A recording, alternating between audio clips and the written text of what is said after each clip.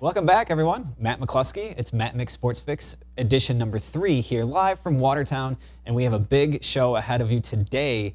We'll talk Frontier League, as we always do. We'll hit up baseball, softball, a little lacrosse.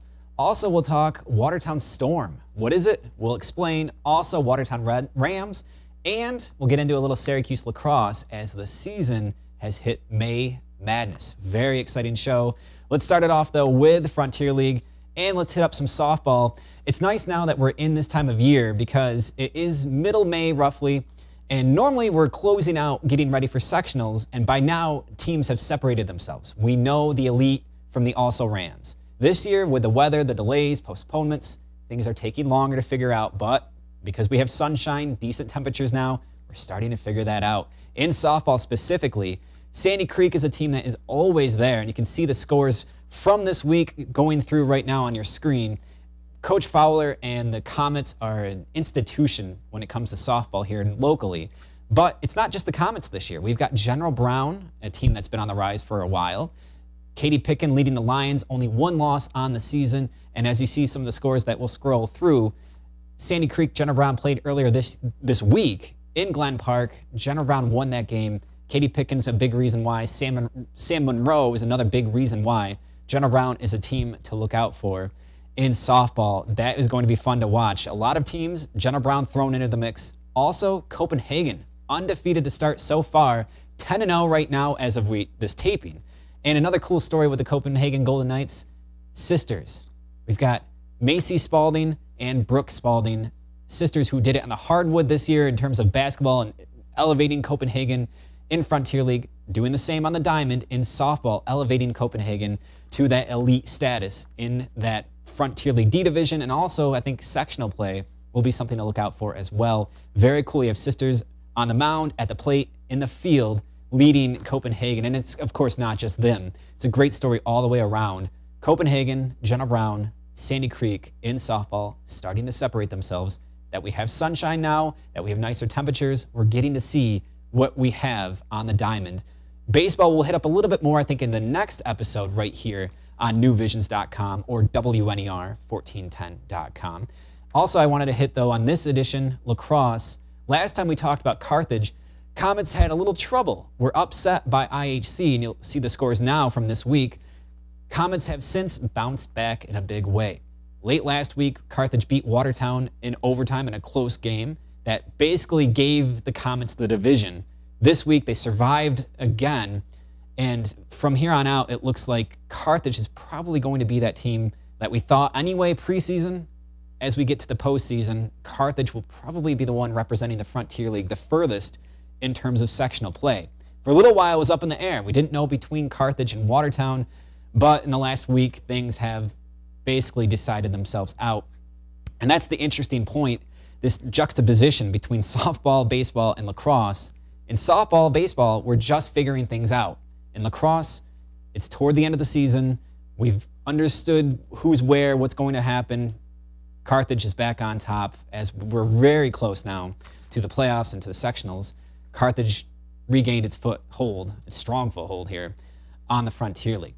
Now we'll take a commercial break in just a few minutes here on Matt Mick Sports Fix. Thank you so much, by the way, for logging on and checking us out. I'm here regardless. It's nice to have you listen to me ramble and rant.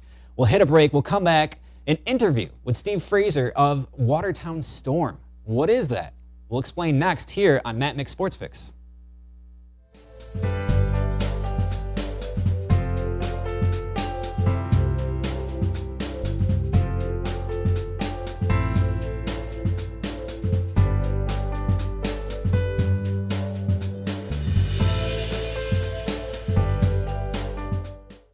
We asked and you guys delivered. We want your stories. We ask at the end of every show to email us to give us ideas of teams, players, communities, whatever it may be, so we can highlight here on Matt Mick Sports Fix. And you'll see the email at the bottom of your screen.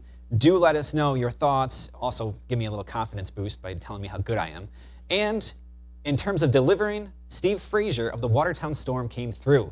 Steve stopped by earlier this week for an interview about the Watertown Storm to explain this youth-based organization that's designed to get kids in our area active, and it's through the Salvation Army watertownstorm@yahoo.com for Steve if you want any more information.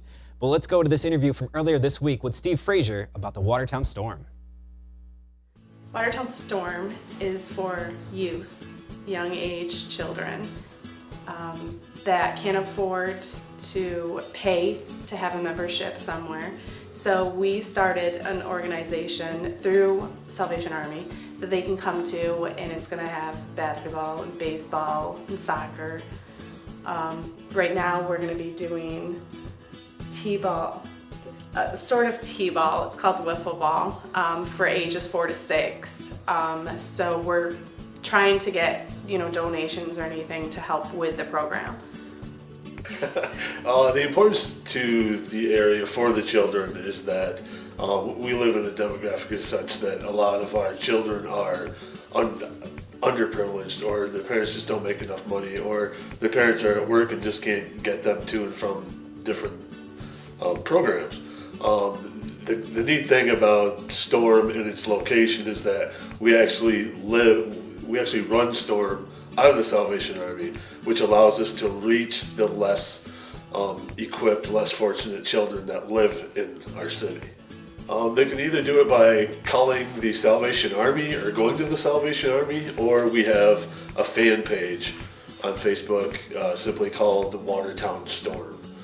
When you pull it up, it'll actually come up with a wiffle ball, because that's our new program that'll be starting here in the next couple of weeks.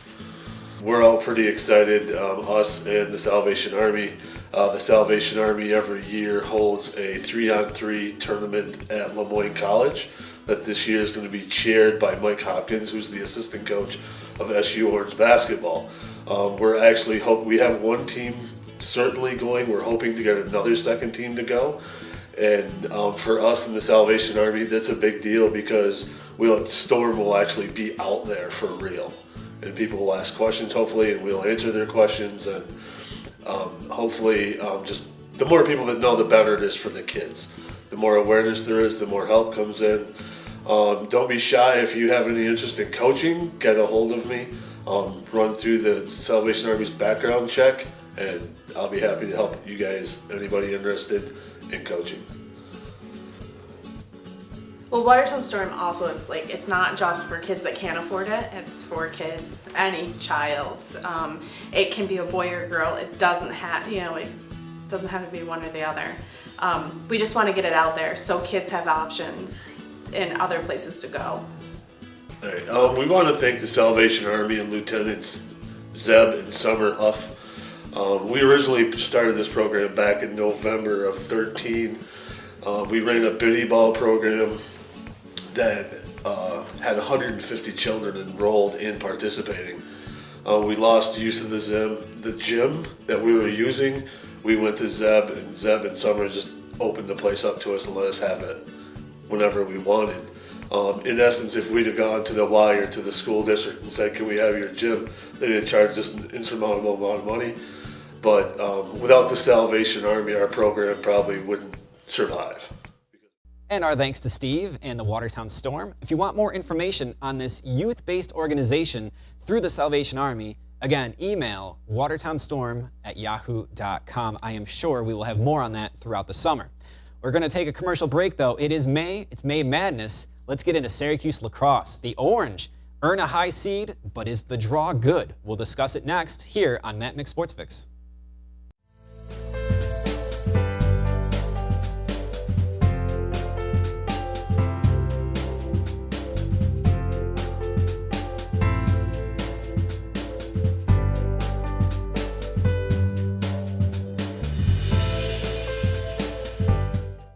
It's a case of deja vu all over again for the Syracuse Orange. NCAA tournament is underway, and the Orange will open up with Bryant Sunday night at the Carrier Dome. 7:30 will be face-off. And by the way, you can hear the game on WNER 1410. That's Fox Sports Radio locally. The Orange Sunday night tradition now, if you want to know why would they open up tournament play that late, on a weekend especially, well, it's because the university has graduation on Saturday. So everything's pushed back. Orange pretty routinely now plays Sunday night to open the tournament. The other angle to this game, not only is Syracuse the 2 seed in the NCAA tournament, Orange will be facing Bryant, a team that they played just last year in the first round of the tournament. And although Bryant's not very good, at least not on the level, on the tier that Syracuse is, Bryant's actually not that bad. 15-4 on the season. At the face-off, dominant. Complete dominant control of the X, and that's something that Orange fans have to be worried about. If you go back to that 2013 game, Bryant actually won 22 of 23 face-offs. Yikes. And with the struggles Syracuse had at the face-off earlier this year, that could be a real big issue come Sunday night at the Dome. Now, Chris Daddio at the face-off for Syracuse has improved greatly since about mid-February. That's obviously a plus. Playing at home, another plus. And the fact that Bryant, again, isn't on that level of any other opponents really that Syracuse faces is also, again, a plus. But, yikes, I don't know. There's some feeling here, the Sunday night feel. You remember back in, I think, 2009 or 10, Syracuse was the overall 1 seed and lost at home to Army in, I think it was actually double overtime. Last year it was 12-7 against Bryant. Syracuse won, but it was close. It was very tough. And this game Sunday night, although you think, well, Bryant, what is that? Is that like ITT Tech? It's actually not bad. This game could be closer than expected. Now, if you project further out for the Orange in terms of second-round action, Syracuse could play either Cornell or Maryland, 2 teams SU already faced this season. Of course, Syracuse won in Ithaca against Cornell, blown out badly at home against Maryland. So that's round 2 potential. Further forecasting out, anything could happen in this tournament. But at least Syracuse is the 2 seed, did get a home game to start with that everyone pretty much expected. From there on out, between Notre Dame, who's still in the upper portion of the bracket, Duke is the overall 1 seed. Actually, how about the ACC? Every single tournament from the conference, or every single team, from the conference made the tournament. Most have home games, most have high seeds. ACC was dominant this year. It proves itself in terms of the draw for the NCAA tournament. All of those teams are out there. Carolina, obviously, as I said, Notre Dame, Maryland, Duke, Virginia with an 8 seed. Anything could happen at this time of the year. If you go back 15 years ago, maybe 10, but 15, 20 years ago, Syracuse was a lock to get to the Final Four. And you pretty much knew every year a Princeton, a Hopkins, Virginia would make that Final Four. Maybe occasionally some other schools, but generally those were the locks. Now we see schools like Loyola from a couple years ago winning it all. Denver is a top 4 seed, top 3 seed in this year's tournament. A lot of schools out there that you may not totally recognize. The NCAA tournament for lacrosse has become something like the men's tournament in hoops, in that you get some early round upsets. You do have some teams that you don't recognize, that don't have that national appeal in the Final Four on a routine basis. It's wide open. This year is no different. It's wide open. But I do think overall Syracuse's draw, Bryant, again, I don't think SU is going to lose that game, but that's not exactly a gimme. Given the face-off issues, given how Syracuse has played against some of the teams this year, that, you know, Maryland, Duke, those teams are really good. Syracuse has faced some of the other lesser opponents and struggled a little bit. St. John's and Atlanta went late, and that game could have gone anyway. So SU is going to have to focus. Obviously, the X will be an issue. I think SU wins, but I'm telling you now, it's going to be very close. Further on out, every game will be a battle, but it should be a lot of fun. And of course, we'll have you covered right here on Matt McSports Fix, the web version. Also, don't forget my radio show, Matt McSports Fix, aptly named. That airs Friday mornings on Fox Sports Radio 1410 locally. We'll have you covered there. And again, as I said, every men's lacrosse tournament game will also be on our radio station airwaves. So SU lacrosse, it's not football, it's not basketball, but lacrosse still has a big, big drawing here in the North Country. We've got you covered. Very excited about that. Sectional play coming up, as we talked about earlier in lacrosse. That is going to be great, but there's something totally different, unique, and special about the men's lacrosse tournament, the playoffs. We're here now. It's exciting. SU, Bryant, Sunday night, 7:30. Again, we'll have more in the coming weeks, hopefully, on the tournament draw. But let's flip from lacrosse. Let's go to the diamond. Let's talk some baseball. Watertown Rams. It is almost time for baseball at the Duffy Dome. We'll hit a commercial break and we'll come back. We'll talk about the Rams, let you know, A, get down to the ballpark at the Duffy Dome, and if you can't, we'll tell you how you can watch. Stick around. More Matt Mick Sports Fix coming up next.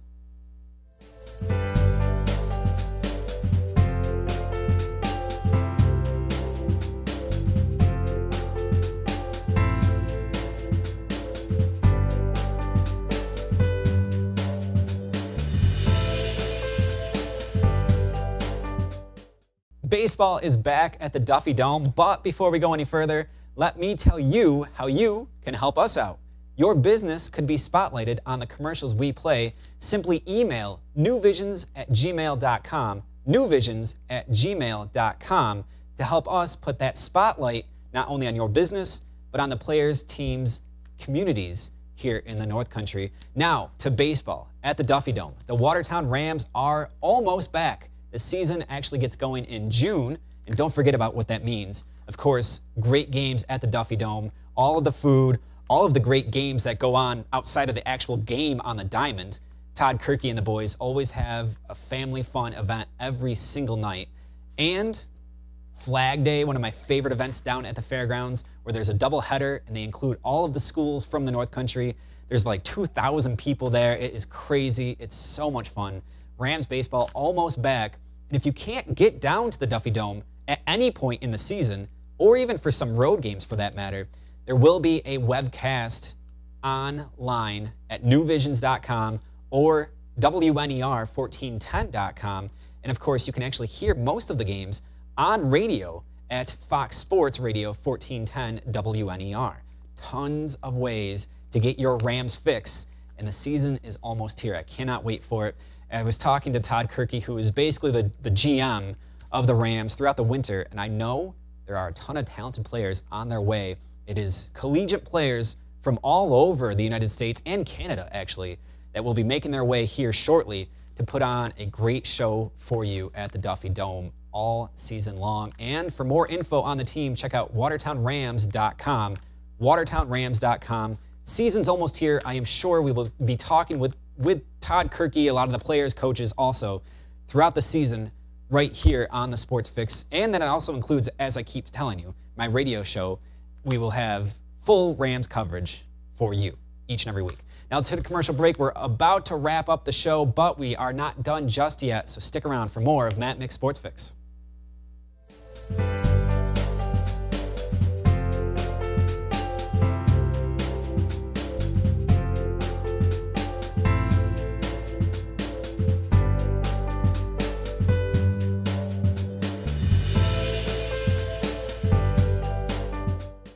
It's about time to wrap up this edition of Matt Mick Sports Fix. But one more time, let me tell you how you can get yourself involved. newvisions@gmail.com. Look at how that comes up on the screen, so nice. newvisions@gmail.com. That's a way for businesses to get involved sponsorship-wise, which, of course, is needed. Anybody, anywhere knows that. And we want to do this way more than just once a week for you. So we do need help behind the scenes for that. newvisions@gmail.com. Also, like Stephen Frazier did earlier today on this episode, if you want any of players, teams, coaches, whatever it may be, highlighted each week, email me at mattmicksportsfix@yahoo.com. Once again, up on the screen. A little weird email, I know, mattmicksportsfix@yahoo.com. Let us know of any of these players, teams, coaches, whatever it may be. We don't know unless you help us out. Well, we probably know, but we still need you to help us out. So mattmicksportsfix@yahoo.com. That basically wraps up this edition. Next week, we will have more on baseball. We hit softball today. We'll have more on baseball next week. And we should be wrapping up and really having a hard look at Frontier League lacrosse, both boys and girls, as we get to sectional play already. Nice to have it. We'll have more on that next week. And of course, SU Orange lacrosse. Hopefully the Orange beat Bryant Sunday. We'll have whatever lies ahead of them, ahead of the Orange. We'll have that here next week for you as well. Big show coming up next week. Email us. Let us know your thoughts. For everyone behind the scenes, I'm Matt McClusky. This has been another edition of Matt Mick Sports Fix on newvisions.com.